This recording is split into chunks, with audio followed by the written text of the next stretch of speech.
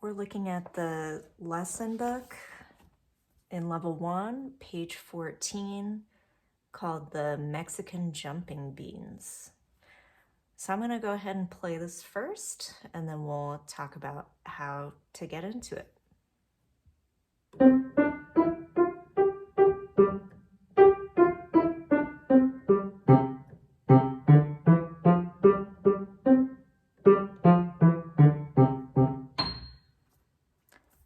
Pretty short piece. So notice with the staccatos, the little dots underneath the note or above the note basically means the opposite of legato. So instead, we're going to keep our hands super close to the keys, and we're just going to do a very light bounce or jump on each note.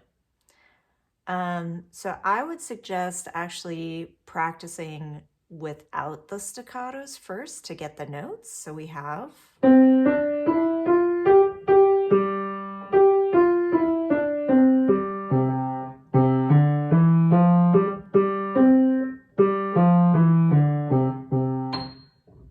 So we'll have you do that first, and then you can go ahead and add the staccatos, the shorts. So this is going to be in C position or standard position. And most of the time you're just doing steps up and down. And then once we get the hang of that, going through the whole piece in C position, then we're going to have you try it also in G. So we're going to move up to G position, and this is how it'll sound.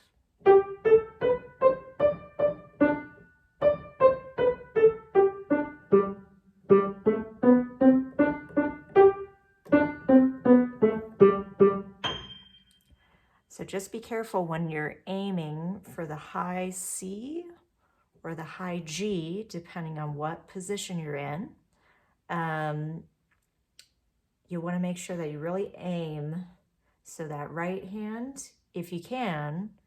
So I'm going to start at measure 7, where it says 1 being just jumped, right at the end. So this is in G position. So we could practice this last part doing this.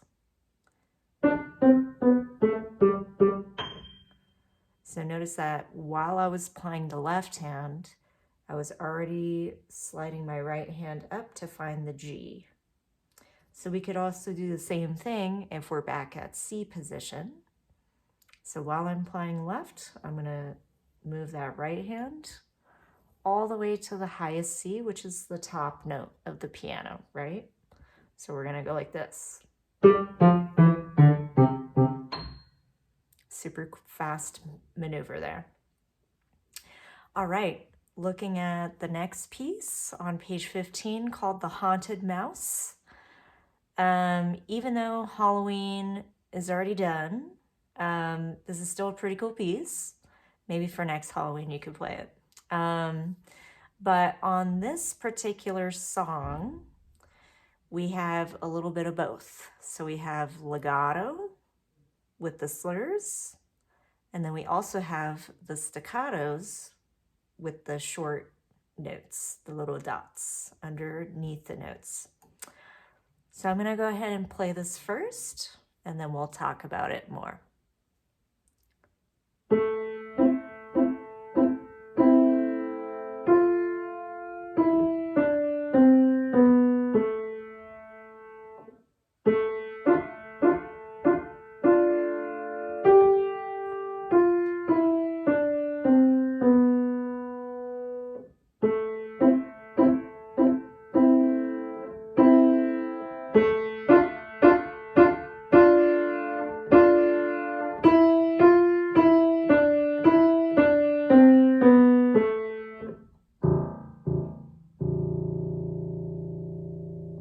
Pretty spooky piece.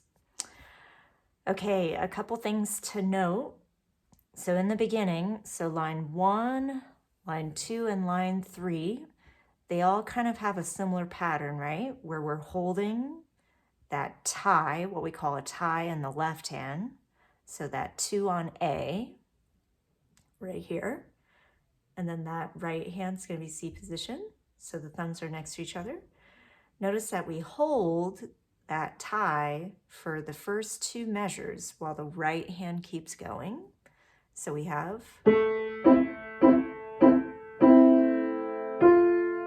and then we're going to let go when we get to in a haunted house. And try not to do holding on to any notes. So it's back to back.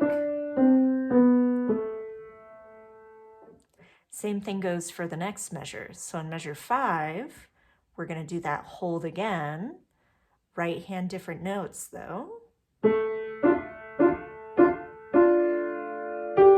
then let go. Like that. So one thing to note with our level of sound, so what we call dynamics. So most of the song is pretty quiet because we're trying to scare these people that enter the haunted house. So pretend that we're a little mouse and we're trying to scare whoever comes into the house. So we're not going to be extra loud in the opening. So it's going to be very soft. And then if we look at measure 11, you see the words grow louder. So we're going to aim to build as we get to watch the people run. And then by the end, the last line, we should be pretty loud. And then all of a sudden drop down to super quiet on the last notes. So measure 9, still soft, getting louder, forte, and then super soft, as soft as you can. So again, if you need to circle skips, you're definitely welcome to do so. In this piece, there's not a whole lot, mainly just when you have the togethers in the right hand. Those are what we call thirds or skips, right?